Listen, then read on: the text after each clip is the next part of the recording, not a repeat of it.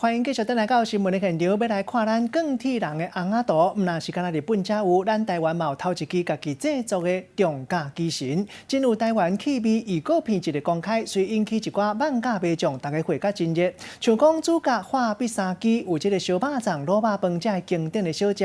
场景嘛是用东北角的海岸来做背景。导演讲，电影为开始规划甲上市，已经经过12年的时间，11月就会当日咧电影院戏院欣赏到大荧幕。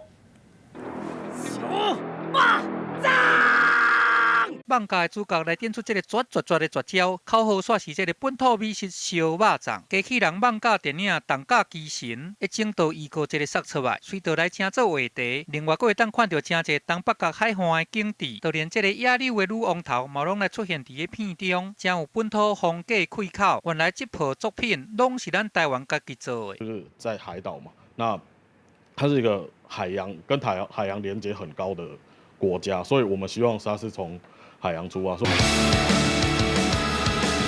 也无够10人的团队，伊的成员拢毋是科班出身的，就爱对头来学起。对一开始30秒的底片，经过大家小敬小听，幕主支持，互伊变做半点钟。上尾啊，才佫成做即卖的电影版。前后拢总经过12年，导演嘛讲，对当时第一个画面对无够有，安尼就爱开一个月时间来制作，会使讲是了时佫了工。即卖伫个11月，佫要来搬上大荧幕咯。偏偏拢是即落放假电影，难免会甲日本的来甲做比拼。